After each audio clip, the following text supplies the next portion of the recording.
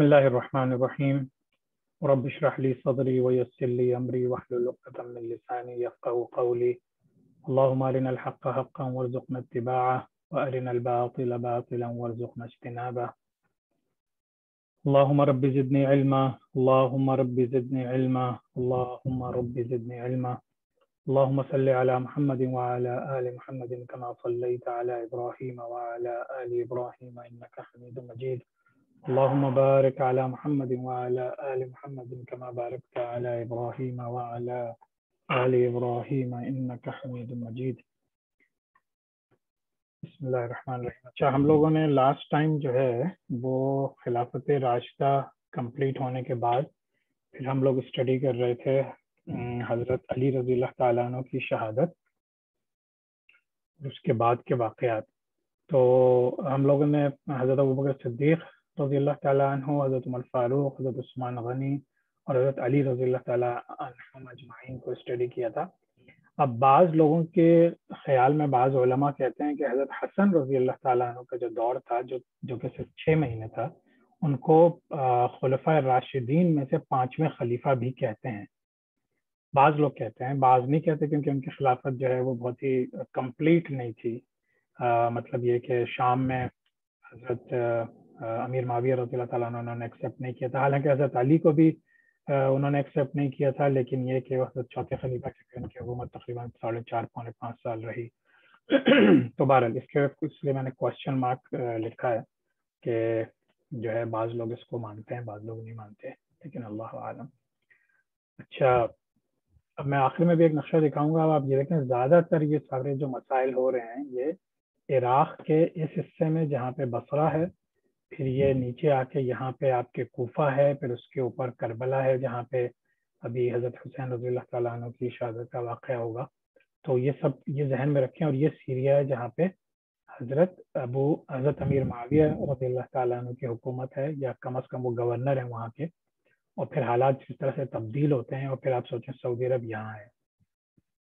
تو یہ تقریباً 3 ملک انوالو ہوں گے اگلے آج کے لیکچر میں. تو آپ لوگ اپنے ذہن میں یہ نقشہ رکھیے گا.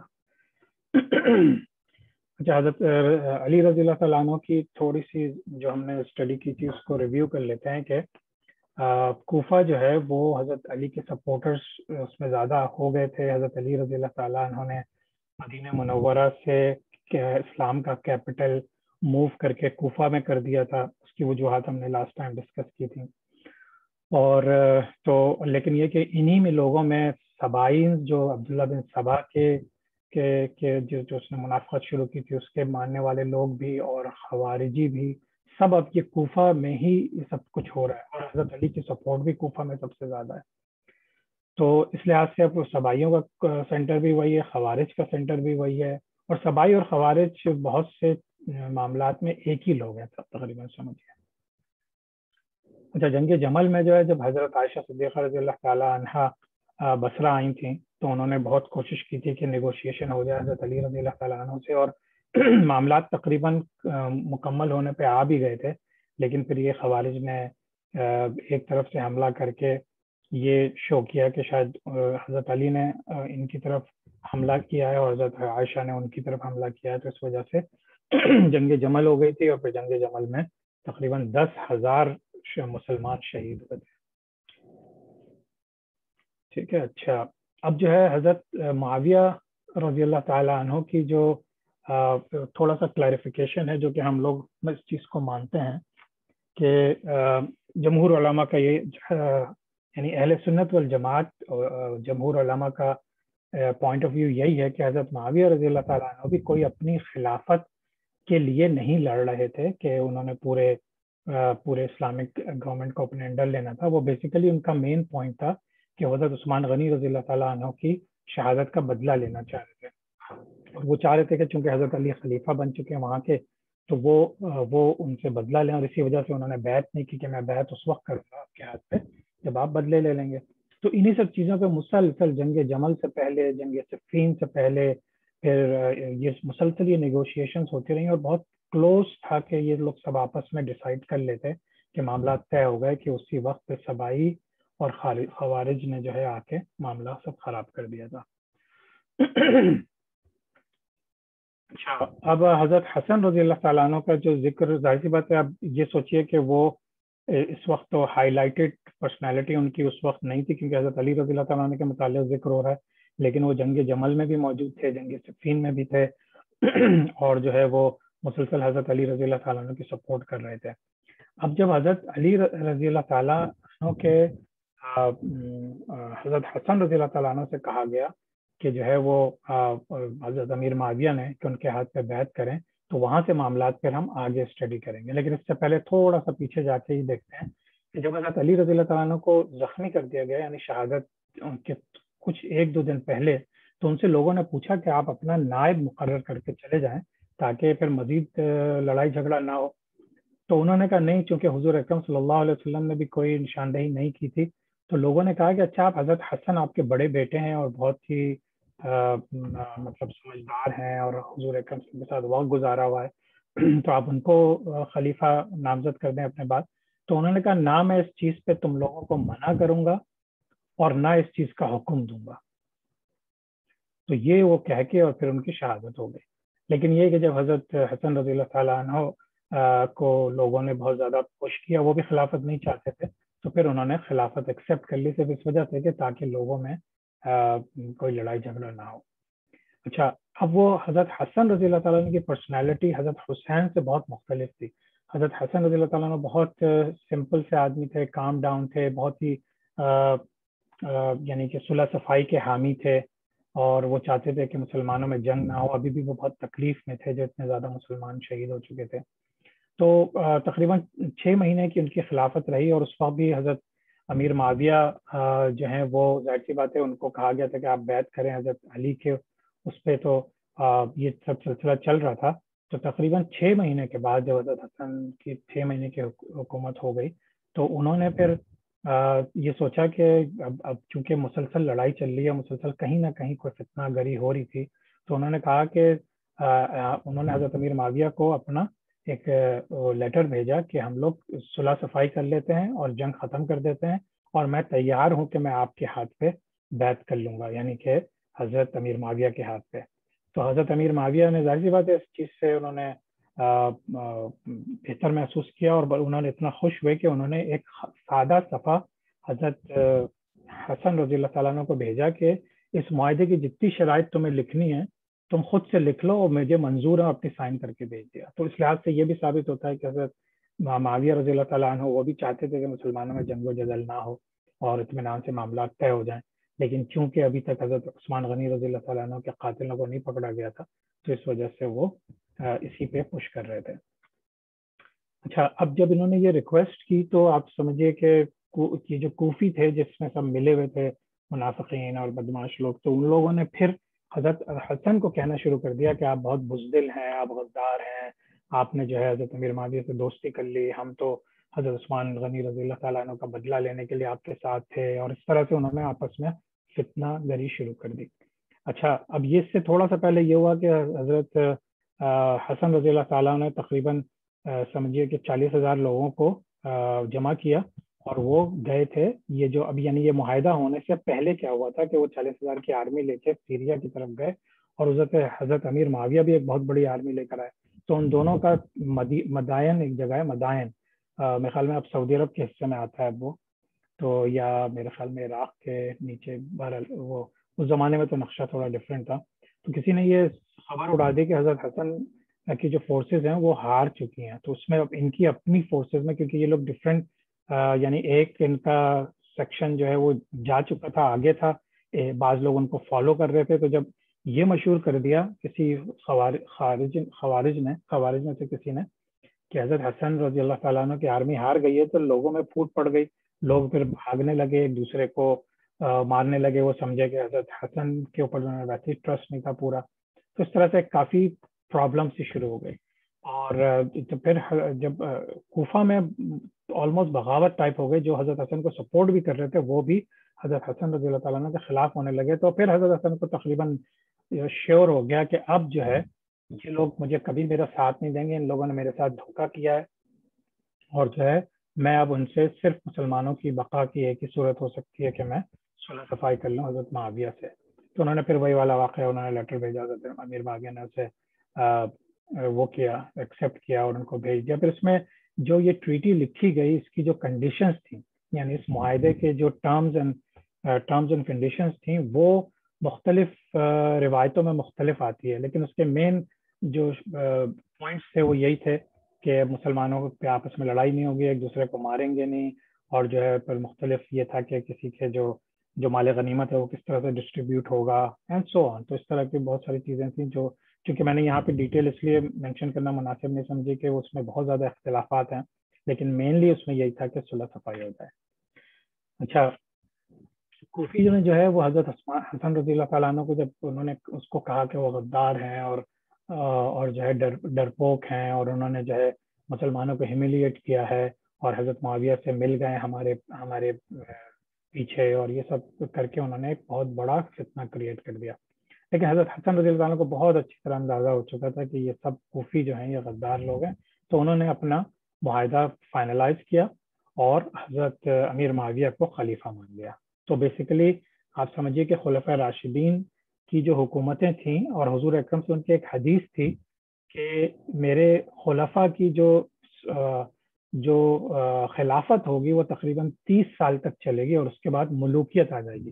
ملوکیت کا مطلب ہوتا ہے بیسیکلی آپ سمجھیے یا تو combination of dictatorship and democracy. تو اس زمانے میں ملوکیت سے مراد کی وہ خلافت ختم ہو گئی. خلافت ہوتا ہے کہ کوئی نہ کوئی جو ایک دوسرے کو خلیفہ بناتا ہے یا جو خلافت لیتا ہے کہ بھئی میں اسلامی طریقے سے قرآن اور حدیث کے متعلق قرآن اور حدیث کے مطابق گورنمنٹ چلاؤں گا، تو وہ چیزیں ختم ہو جائیں گی 30 سال میں. تو بالکل 30 سال میں حضرت حسن رضی اللہ تعالیٰ نے وہ ٹروس کر لیا اور حضرت امیر معاویہ کی حکومت شروع ہو گئی.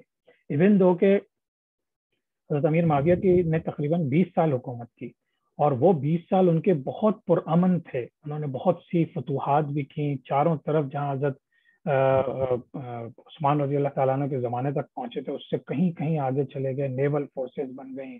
یہ میڈیٹرینین سی جو ہے اس کے ارد گرد سائپرس کے اوپر قبضہ ہو گیا تھا، اسپین تک یہ لوگ پہنچ گئے تھے. حضرت معاویہ کے زمانے میں کافی فتوحات ہوئیں، جو پھر بنو امیہ کے پورے رول میں پھر اور بھی فتوحات ہوئیں.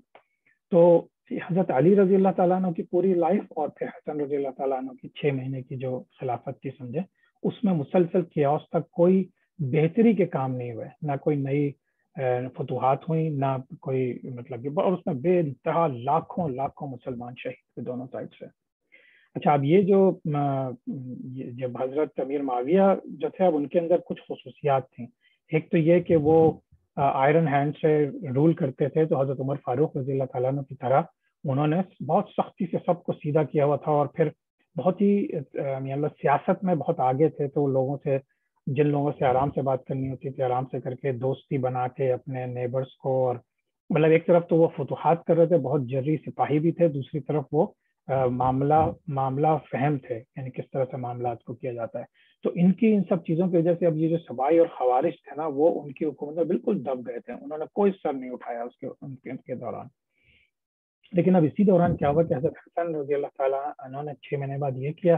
اس کے بعد جو ہے انہوں نے تقریباً 10 سال کے بعد، 9 سال کچھ مہینوں کے بعد پھر ان کا انتقال ہو گیا. وہ اپنا واپس آ گئے تھے، مدینہ منورہ میں رہے، اور پھر یہیں پہ ان کا انتقال ہو گیا.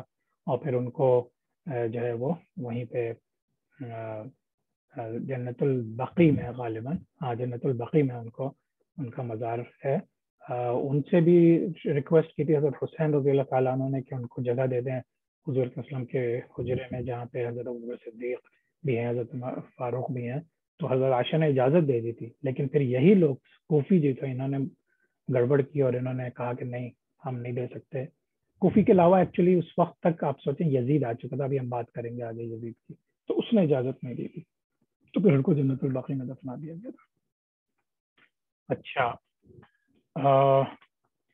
اب آپ سمجھیے کہ جب حضرت حسن رضی اللہ تعالیٰ عنہ کا انتقال ہو گیا، اور اس میں بھی بہت سی روایات ہیں، اس میں یہ کہا جاتا ہے کہ ان کی بیوی نے انہیں زہر دیا تھا، اور کچھ روایتوں میں یہ بھی ہے کہ وہاں سے جو شام کی گورنمنٹ تھی وہاں کے لوگوں نے ان کو زہر دلوایا تھا. لیکن اللہ عالم، ہمارے جو اہل سنت والجماعت کے علماء ہیں وہ اس چیز پہ سے اتفاق نہیں کرتے. وہ کہتے ہیں وہ اپنی طبعی موت ان کی ہو گئی تھی، اور اللہ عالم، اللہ تعالیٰ بہتر جانتا ہے.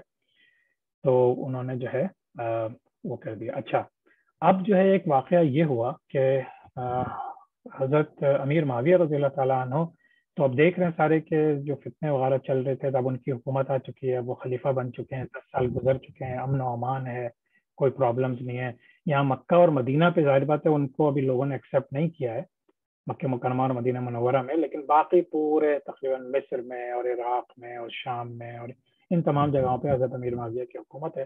اور صرف مکہ مکرمہ مدینہ منورہ کو بھی چھوڑا ہوا ہے، کیونکہ وہاں پہ بڑے بڑے صحابہ بیٹھے تھے، جن میں عبداللہ بن زبیر رضی اللہ تعالیٰ عنہ مکہ مکرمہ میں بیٹھے ہوئے تھے، اور بلکہ کچھ عرصے انہوں نے وہاں اپنی خلافت بھی کی، جس پر ان کے ہاتھ پہ مکی اور مدنی لوگوں نے بیعت کر لی تھی. خیر، تو حضرت ایک صحابی تھے، حضرت مغیرہ ابن شعبہ، ان کا بھی ذکر بہت آتا ہے، یہ اس جب جنگوں میں شامل تھے. تو انہوں نے حضرت امیر معاویہ کو مشورہ دیا کہ آپ جو ہیں وہ اپنے بیٹے کو، یزید کو ولی عہد بنا دیں، کیونکہ جس طرح سے یہ مسلسل، چونکہ لوگ جب 100% سرٹن نہیں ہوتے کہ کون ولی عہد آئے گا، تو اس میں پھر جنگ و جدل ہوتا ہے. تو آپ ولی عہد بنا دیں تاکہ یہ سول رائٹس نہ ہوں اور آپس میں لوگوں کی جنگیں نہ ہوں. تو حضرت امیر معاویہ نے پہلے تو انکار کیا، لیکن بعد میں پھر ایکسیپٹ کر لیا، اور انہوں نے اپنے بیٹے یزید کو ولی عہد بنا دیا. ولی عہد کا مطلب کیا ہوتا ہے کہ ظاہر سی بات ہے ان کی حکومت میں وہ ان کا ساتھ دیتا ہے، نیکسٹ ان کی ہوتا ہے، اور اس کا یہ مطلب ہوتا ہے آٹومیٹیکلی کہ جیسے ان کا انتقال ہوگا تو نیا جو خلیفہ ہوگا وہ یزید ہوگا. اچھا، اب زیادہ تر جو بڑے بڑے صحابہ تھے ان سب کا انتقال ہو چکا تھا. جو چھوٹے چھوٹے صحابہ تھے، یعنی چھوٹے سے مراد یہ کہ جو حضور اکرم کے زمانے میں بہت چھوٹی عمر کے بھی تھے، اور انہوں نے اتنا وقت بھی نہیں گزارا ہوا تھا، اور وہ اس وجہ سے ان کے پاس اتنا ایکسپیرینس نہیں تھا، اتنی تربیت ان کی حضور اکرم صلی اللہ علیہ وسلم کے ہاتھوں میں نہیں ہوئی تھی. تو اور پھر یہ کہ کچھ نئے جو عیسائی تھے وہ مسلمان ہوئے تھے، کچھ بتوں کی پوجا کرنے والے مسلمان ہوئے تھے. تو وہ سارے جو ہیں اب وہ مسلمان ہیں. اب ظاہر سی بات ہے ان کے اندر وہ بات تو نہیں آ سکتی نا. تو اس وجہ سے پھر انہوں نے، حضرت امیر معاویہ نے ڈیسائیڈ کیا کہ اپنے بیٹے کو ولی عہد بنا دیا انہوں نے. اچھا، جب انہوں نے یہ ولی عہد بنایا نا، تو اس میں بہت سے لوگوں نے ان کی بیعت کر لی، یعنی کہ ان کے بہاف پہ بیعت کر لی کہ ہاں ہم ان کو ولی عہد ایکسیپٹ کرتے ہیں. صرف 5 بڑے صحابہ تھے، اور ان کے ساتھ اور بھی کچھ لوگ رہے ہوں گے، لیکن 5 بڑے صحابہ تھے جنہوں نے ایکسیپٹ نہیں کیا. اب آپ ان کے نام سنیں. حضرت عبد الرحمن ابن ابو بکر، یہ حضرت ابو بکر رضی اللہ تعالیٰ عنہ کے بیٹے ہیں. عبداللہ بن عمر، یہ حضرت عمر رضی اللہ تعالیٰ عنہ کے بیٹے ہیں. عبداللہ بن عباس، یہ حضور وسلم کے چچا حضرت عباس رضی اللہ تعالیٰ عنہ کے بیٹے ہیں. عبداللہ بن زبیر، یہ وہی حضرت طلحہ کے بیٹے ہیں جو جنگ جمل میں شہید ہوئے تھے. حضرت عبداللہ بن زبیر، حضرت زبیر جو جنگ جمل میں شہید ہوئے تھے. اور پھر اس میں حضرت حسین رضی اللہ تعالیٰ عنہ جو حضرت حسن رضی اللہ عنہ کے بھائی ہیں، اور حضرت علی رضی اللہ تعالیٰ عنہ کے بیٹے ہیں. اب دیکھیے یہ 5 صحابہ کتنے بڑے بڑے صحابہ، ان لوگوں نے ان کو ولی عہد ماننے سے انکار کر دیا. اچھا، اب کیا ہوا کہ حضرت امیر معاویہ چونکہ خلیفہ ایک لحاظ سے بن چکے تھے، اور ان کو بڑی بڑی جگہوں پہ ان کی حکومت تھی، تو انہوں نے ان لوگوں کو پریشر نہیں کیا. اور یہی چند چیزیں دیکھ کے جو ہمارے علماء کرام ہیں وہ کہتے ہیں کہ حضرت امیر معاویہ کی جو انٹینشنز تھیں وہ غلط نہیں تھی، ان کی نیت صاف تھی. وہ صرف اور صرف اس بات پہ مصر تھے کہ حضرت عثمان غنی رضی اللہ تعالیٰ عنہ کی اس کا بدلہ لیا جائے. لیکن ان کی ظاہر سی باتیں اجتہادی غلطیاں ہوئیں، اور ان سے بہت سی ایسی باتیں ہوئیں جو بہت سے صحابہ نے اس کو ایکسیپٹ نہیں کیا. اور آج بھی جو مورخ ہیں، جو تاریخ دان ہیں، وہ اس سے بہت سے لوگ اس سے ایگری نہیں کرتے. اچھا، تو انہوں نے کوئی پریشر نہیں ڈالا. پھر انہوں نے حضرت معاویہ رضی اللہ تعالیٰ عنہ کا انتقال ہو گیا. اب یہ میں تھوڑا سا آگے جا رہا ہوں، پھر میں اگلی کلاس میں پھر بنو امیہ کی پوری خلافت کی بات کروں گا. ٹھیک ہے، حضرت امیر معاویہ نے تقریباً 20 سال حکومت کی اور ان کا انتقال ہو گیا. اب جیسے انتقال ہوا تو اب یزید جو ہے وہ خلیفہ بن گیا. جب یزید خلیفہ بنا تو اب ظاہر بات ہے اب یزید کون ہے کہ جب حضرت امیر معاویہ شام کے گورنر تھے تب یزید پیدا ہوا تھا. تو وہ بہت ہی عیش و عشرت اور بہت ہی زیادہ یا سمجھے بہت اسپوائلڈ چائلڈ تھا. لیکن بہرحال حضرت امیر معاویہ نے اس کے اندر کچھ دیکھا ہوگا جس کی وجہ سے اس کو خلیفہ بنایا تھا. لیکن اس کے دور میں پھر اتنے ظلم ہوئے اور ایسی ایسی چیزیں ہوئیں جن کی ابھی ہم تھوڑی سی تفصیل ابھی بھی ذکر کریں گے. اور پھر انشاءاللہ آج تھوڑا سا کوشچن آنسر کا سیشن ہم ایکسپینڈ کریں گے تاکہ جس کو بھی کوئی سوال ہو تو وہ کر سکتا ہے. اچھا، اب ان میں سے اچھا بائی دیٹ ٹائم جو حضرت امیر معاویہ کا انتقال ہوا تو اس وقت تک حضرت عبد الرحمن بن ابو بکر کا انتقال ہو چکا. تو اب ان 5 صحابہ میں سے کتنے بچ گئے؟ 4 صحابہ. ان 4 صحابہ میں سے اب ان میں سے جو 2 تھے، عبداللہ بن عمر رضی اللہ تعالیٰ عنہ اور عبداللہ بن عباس. تو وہ انہوں نے کہا کہ بھائی یہ بہت زیادہ فتنہ گری اب شروع ہو جائے گی, اب امیر معاویہ رضی اللہ تعالیٰ عنہ کا انتقال ہو چکا ہے, یزید کے حالات صحیح نہیں لگ رہے. تو ان دونوں نے بادل ناخواستہ ریلکٹنٹلی انہوں نے یزید کے ہاتھ پہ بیعت کر لی. اچھا, اب ان میں سے کتنے صحابی بچے ہیں؟ 2. اب ان میں سے ایک حضرت حسین رضی اللہ تعالیٰ عنہ ہے اور ایک عبداللہ بن زبیر ہے. اب انہوں نے اس وقت بھی ایکسیپٹ نہیں کی اور انہوں نے کہا کہ ہم ریزسٹ کرتے رہیں گے کیونکہ یہ ساری چیزیں غلط ہوئی ہیں اور اتنا خون بہا ہے مسلمانوں کا, اور مکہ مدینہ کے جو لوگ ہیں, سمجھیے آپ مہاجرین اور انصار, یہ سب ان کے خلاف قوتیں تھیں جو عراق سے اور کوفی اور بصرہ اور سب سے اکٹھے ہو کے اور پھر شام کی طرف سے فورسز آئیں. تو ان سب نئے مسلمانوں نے آ کے ہمارے جو پرانے صحابہ تھے ان کو انڈر پریشر لانے کی کوشش کی ہے. اچھا, اب عبداللہ بن زبیر اور ان میں بھی چھوٹا سا اختلاف ہو گیا. عبداللہ بن زبیر رضی اللہ تعالیٰ عنہ کہہ رہے تھے حضرت حسین سے کہ ہم حجاز میں ہی رہتے ہیں, حجاز یعنی مکہ مدینہ, ہم مکہ مدینہ ہی میں رہتے ہیں اور یہیں پہ ہماری آلریڈی خلافت, ہم نے بیعت لی ہوئی ہے لوگوں سے, آپ وہاں نہیں جائیں کیونکہ کوفی بہت غدار لوگ ہیں. انہوں نے حضرت علی رضی اللہ تعالیٰ عنہ کو بھی شہید کروایا, پھر جو ہے حضرت حسن رضی اللہ تعالیٰ عنہ کے ساتھ غداری کی, اور یہ بھی کہا جاتا ہے کہ حضرت عثمان غنی رضی اللہ تعالیٰ عنہ کو جو شہید کر کے لوگ گئے تھے وہ کوفہ میں جا کے آباد ہو گئے تھے, عراق کے شہر کوفہ میں. لیکن یہ کہ حضرت حسین رضی اللہ تعالیٰ عنہ کو خطوط آنے شروع ہو گئے کوفیز کے. اب انہوں نے پوری اپنی جو ہے کیا کہتے ہیں سنسیئر طریقے سے ان کو یہ کہنا شروع کیا کہ ہم آپ کی مدد کریں گے, آپ آئیں, ہم شام کے خلاف یعنی یزید کے خلاف لڑیں گے, اور آپ نہیں آئیں گے تو ہمارے پاس کوئی لیڈر نہیں ہے. تو حضرت حسین رضی اللہ تعالیٰ عنہ نے سوچا کہ اب مجھے چلنا چاہیے, تو وہ اس چیز کے اوپر تھے کہ ہمیں جانا چاہیے. حضرت عبداللہ بن زبیر نے منع کرتے رہے اور آخر وقت تک منع کرتے رہے. لیکن حضرت حسین رضی اللہ عنہ نے کیا کیا کہ ایک صحابی تھے مسلم بن عقیل, یہ ان کے چچا زاد بھائی بھی تھے حضرت حسین کے, تو انہوں نے ان کو کوفہ بھیجا اور ان سے کہا کہ تم جاؤ اور میرے بہاف پہ بیعت لو لوگوں سے وہاں, جو اگر یہ لوگ بول رہے ہیں تو سچ بول رہے ہیں کہ نہیں. تو واقعہ یہ ہوا کہ جب وہ گئے وہاں تو تقریباً 10-12 ہزار لوگوں نے حضرت حسین رضی اللہ تعالیٰ عنہ کے بہاف پہ حضرت مسلم بن عقیل کے ہاتھ پہ بیعت کر لی. اب حضرت حسین رضی اللہ تعالیٰ عنہ کو تھوڑی انکریجمنٹ ملی کہ بھائی جو ہے وہ مطلب مجھے جانا چاہیے کیونکہ وہاں میرے کافی سپورٹرز ہیں. اور حضرت حسین رضی اللہ تعالیٰ عنہ جو ہیں وہ بہت ڈفرینٹ تھے حضرت حسن سے, ان کی طبیعت میں تھوڑے جنگجو تھے, تھوڑا سا مطلب وہ ان چیزوں کو اسی طرح فیل کرتے تھے جس طرح سے حضرت علی رضی اللہ تعالیٰ عنہ فیل کرتے تھے, بہت ہی یعنی کہ ٹو دا پوائنٹ چیزوں پہ. اچھا, اب حضرت عبداللہ بن زبیر اور حضرت حسین رضی اللہ عنہ جب ان کو مجبور کیا گیا مدینہ میں کہ آپ ولی عہد کے ہاتھ پہ یعنی یزید کے ہاتھ پہ وہ کریں, تو یہ لوگ مکہ مکرمہ چلے گئے تھے اس وقت. تو اب تو سمجھیے حضرت معاویہ کا انتقال ہو چکا ہے, اور جو ہے یزید نے پھر آرڈر کیا کہ حضرت حسین رضی اللہ تعالیٰ عنہ سے بیعت لے کر آئیں, اور وہ جہاں بھی ہوں ان سے جائیں اور ان سے بیعت لیں تاکہ کوئی خون خرابہ نہیں ہو. اچھا, حضرت حسین رضی اللہ عنہ جب اتنے کو اتنے زیادہ لیٹر ملے, جب انہوں نے مسلم بن عقیل کو بھیجا اور انہوں نے سب انہیں یہ پتہ چلا, تو مسلم بن عقیل نے جب بتایا کہ ہاں بھائی یہاں تو 10-12 لوگوں نے قبول کر لیا آپ کی بیعت, تو پھر انہوں نے یہ کہا کہ ٹھیک ہے پھر میں اس کی طرف جاتا ہوں. لیکن یہ کہ وہ درمیان میں جب تھے تو انہیں وہاں سے اچھا ایک چیز اور کہ حضرت عبداللہ بن عباس اور حضرت عبداللہ بن عمر نے ان کو بہت منع کیا کہ آپ نہیں جائیں کوفہ, اور اگر جا ہی رہے تو کم از کم اپنے بیوی بچوں کو اور اپنے یعنی عورتوں کو اور بچوں کو لے کے نہ جائیں. لیکن حضرت حسین رضی اللہ تعالیٰ عنہ کے ذہن میں یہ تھا کہ مجھے ایک سمجھے سمبولک وے میں جا کے وہاں لوگوں کو بتانا ہے کہ میں کسی سے ڈرتا نہیں ہوں, میں حضور اکرم صلی اللہ علیہ وسلم کا نواسا ہوں, حضرت علی رضی اللہ تعالیٰ عنہ کا بیٹا ہوں, اور میرا پورا خاندان میرے ساتھ ہے, بیوی بچے اور دوست احباب. تو وہ تقریباً کہتے ہیں روایات میں کہ 70 لوگ ان کے ساتھ تھے تقریباً, اور وہ لیکن نہیں مانے, سب نے بہت منع کیا, لیکن اپنے سب خواتین اور بچوں سب کو لے کے چلے گئے. اور پھر انہوں نے جب سنا بیچ میں کہ حضرت مسلم بن عقیل جو ہیں وہ ان کے خلاف ریبیلین ہو گئی ہے اور ان کو ایکچولی شہید کر دیا گیا ہے, تو انہوں نے پھر بیچ میں رکے اور انہوں نے کہا کہ بھئی اب مجھے جانا چاہیے کہ نہیں جانا چاہیے.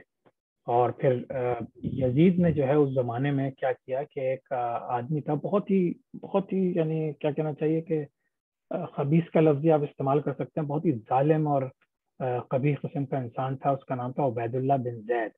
تو پہلے یہ بصرہ کا گورنر تھا اور نعمان بن بشیر کوفہ کے گورنر تھے.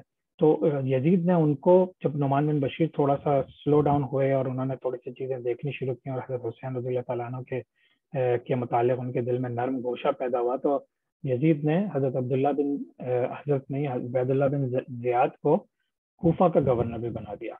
اور پھر اس نے بہت ظلم کیے لوگوں کو، جو مطلب سب سے زبردستی بیعت لیتا تھا یزید کے حق میں، اور جو نہیں ہوتا تھا اس کو یا مار دیتا تھا یا اس میں ڈال دیتا تھا، کیا کہتے ہیں، قید میں.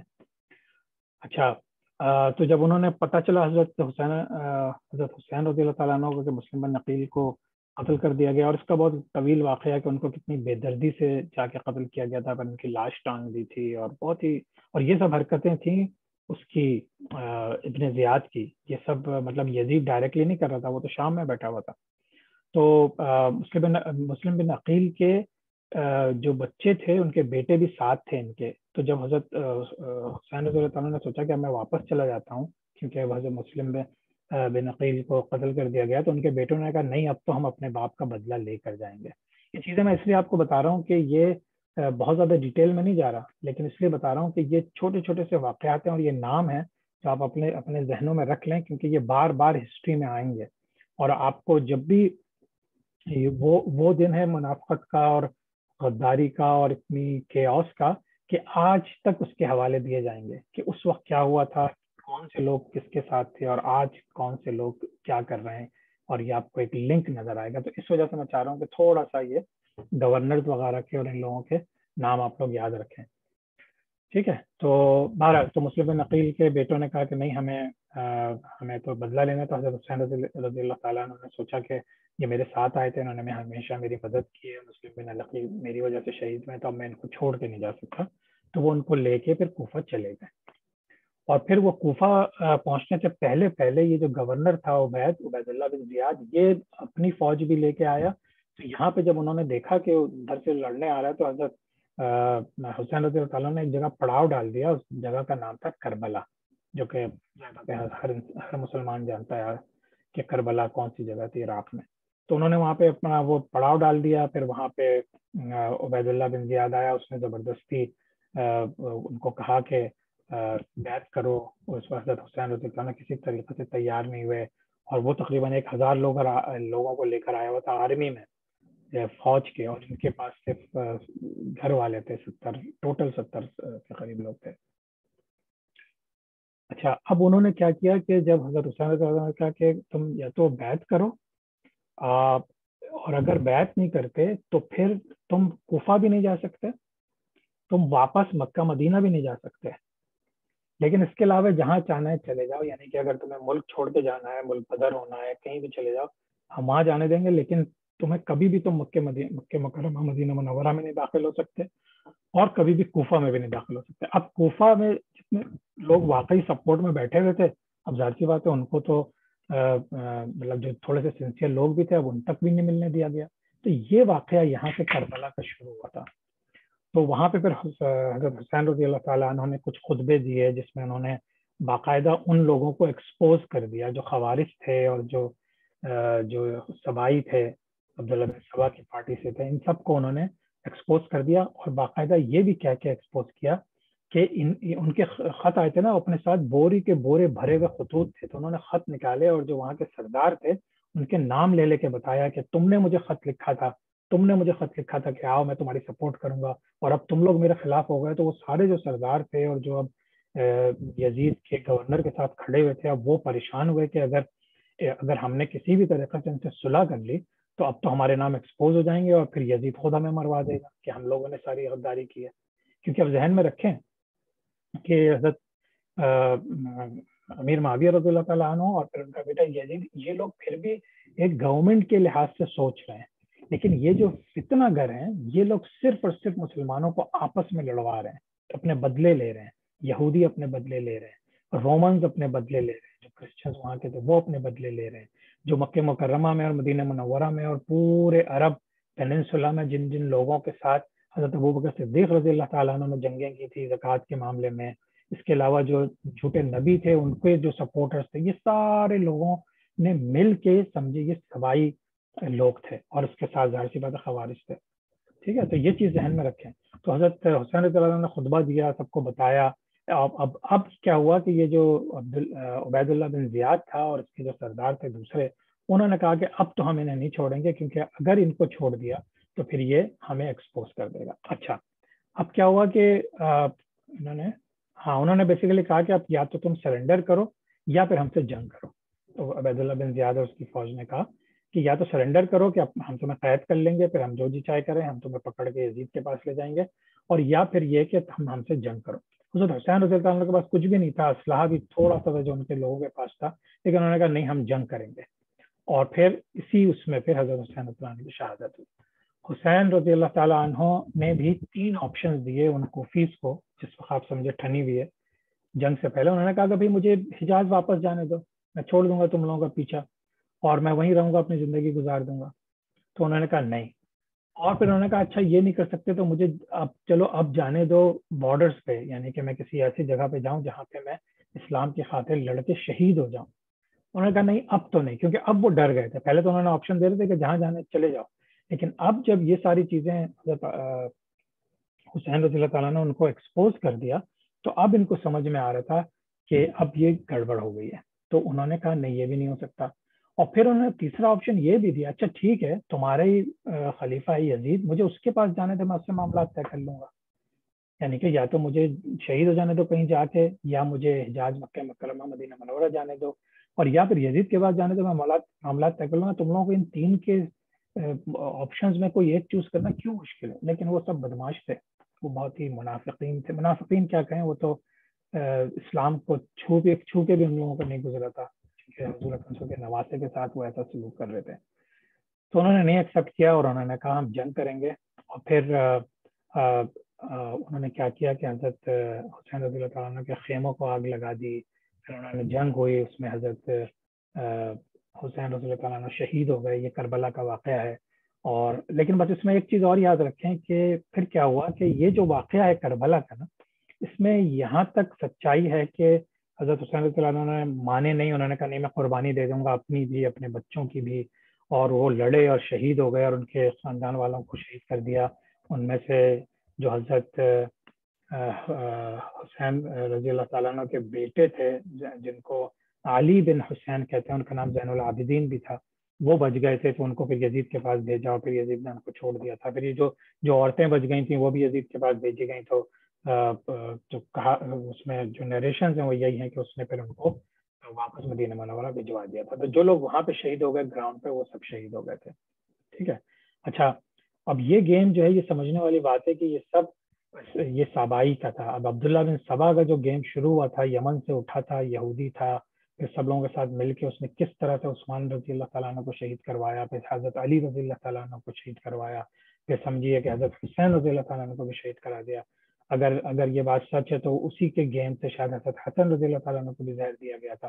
تو اب یہ ساری چیزیں ذہن میں رکھیں تو پھر آپ کو سمجھ میں آئے گا کہ یہ جو کیا کہنا چاہیے کہ یہ جو سارا فتنہ گری تھی وہ کس شخص نے شروع کی تھی. اور وہ بہت زیادہ لوگ نہیں تھے، مطلب وہ تو ایک شخص تھا، لیکن اس نے اپنے ساتھ ملائے تھے ان لوگوں کو جن میں سے پھر صحابہ بھی تھے. اور صحابہ بیچارے اپنے اجتہاد کی بنا پہ انہوں نے پھر تھوڑی بہت اس کے ساتھ جو انہوں نے رانگ ڈیسیژنز لیے اس کی پھر پرائز بہت بڑی پے کرنی پڑی.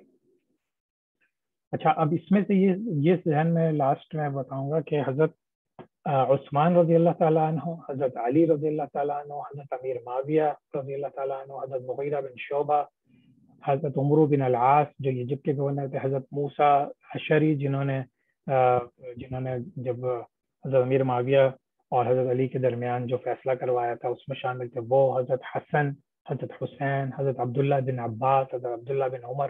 یہ سارے لوگ اللہ تعالیٰ حضور صلی اللہ علیہ وسلم کے بہت ہی بہترین پیارے صحابہ تھے، اور یہ سب رضوان اللہ علیہم اجمعین.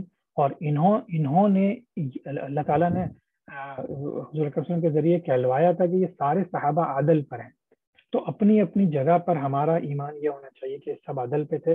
ان سے اجتہادی غلطیاں ہوئی ہوں گی کچھ لوگوں سے جس کی وجہ سے بہت سے پرابلمس ہوئے، لیکن ہم کسی کو برا بھلا نہیں کہہ سکتے. یہ ہمارے لا الہ الا اللہ محمد رسول اللہ کا پارٹ ہونا چاہیے. ٹھیک ہے. اچھا اب یہ آخر میں آپ دیکھیے کہ یہ عراق ہے، یہ بصرہ ہے. یہ مکہ مکرمہ مدینہ منورہ، یہاں سے حضرت حسین رضی اللہ تعالیٰ عنہ چلے تھے اور پھر یہاں پہ پہنچے کوفہ میں ان کو داخل نہیں ہونے دیا گیا، تو وہ تھوڑا سا آگے بڑھ کے کربلا پہنچے. کربلا میں جو ہے پھر یہ واقعہ ہوا جہاں ان کو شہید کیا گیا. یہ ہے بصرہ، جہاں پہ پہلے تو حضرت علی کو کافی سپورٹ ملی تھی، پھر بعد میں بیسیکلی کوفہ بصرہ یہاں کے سب لوگ جو ہیں ان لوگوں کے خلاف ہو گئے تھے. اور یہ ہے دمشق، جہاں پہ حضرت امیر معاویہ اور پھر یزید کی حکومت تھی. تو وہ یہاں سے بیٹھ کے حکومت کر رہے ہیں، یہاں پہ سارے فتنے فساد ہو رہے ہیں. اور پھر بعد میں یہاں کیا ہوا وہ بھی ایک تاریخ کا بہت ہی اندوہناک جو ہے وہ سلسلہ ہے، اس کو انشاءاللہ اگلی کلاس میں ذکر کروں گا کیونکہ وہ تھوڑا سا تفصیلی ہے. تو اب آپ یہ میں ایک حدیث آخر میں شیئر کرنا چاہ رہا ہوں سب کے ساتھ کہ عبداللہ بن مغفل رضی اللہ تعالیٰ عنہ کہتے ہیں کہ رسول اللہ صلی اللہ علیہ وسلم نے فرمایا، اللہ سے خوف کھاؤ، اللہ سے خوف زدہ ہو میرے صحابہ کے بارے میں، اللہ سے ڈرو، اللہ سے ڈرو میرے صحابہ کرام کے معاملے میں، اور میرے بعد انہیں ہدف ملامت نہ بنانا. جو ان سے محبت کرے گا وہ مجھ سے محبت کرنے کی وجہ سے ان سے محبت کرے گا، اور جو ان سے بغض رکھے گا وہ مجھ سے بغض کی وجہ سے ان سے بغض رکھے گا. جس نے انہیں ایذا پہنچائی اس نے مجھے ایذا پہنچائی، اور جس نے مجھے ایذا پہنچائی اس نے اللہ کو ایذا پہنچائی، اور جس نے اللہ کو ایذا دی تو قریب ہے کہ وہ اسے اپنی پکڑ میں لے لے. اب یہ آپ سوچئے کہ ایک یہ صحیح حدیث ہے جس کے اندر حضور اکرم صلی اللہ علیہ وسلم نے اپنے تمام صحابہ کے بارے میں یہ کہا ہے. تو ان حدیث، اور یہ صرف ایک حدیث نہیں، یہ بہت سی حدیث ہیں جس میں حضور صلی اللہ علیہ وسلم نے تمام صحابہ کرام کی عزت اور محبت کرنے کو کہا ہے ہم سے.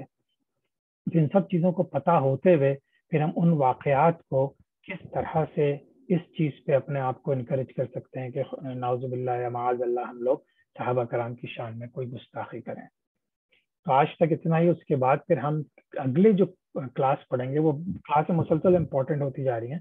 اب ایک واقعہ ہوا تھا مدینہ منورہ میں، پھر یزید نے جب اپنی فوج بھیجی تھی، کیونکہ حضرت عبداللہ بن زبیر اور کچھ لوگ نہیں مانے تھے، انہوں نے وہاں اپنی حکومت بنائی ہوئی تھی، اور انہوں نے جب بیعت نہیں کی تو اس نے اپنی فوج بھیجی تھی جس نے 3 دن تک مدینہ منورہ میں رہ کے جو ہے پورا قتل و غارت مچا دیا تھا. یہاں تک کہ عورتوں کی عزتیں لٹ گئی تھیں اور پورے مدینہ منورہ کو قتل و غارت سے بھر دیا تھا، خون کر دیا تھا. یہ واقعہ بہت کم لوگوں کو پتا ہے. یہ واقعہ وہ کہتے ہیں ایونٹ آف حرہ، بیٹل آف حرہ بھی بولتے ہیں اس کو.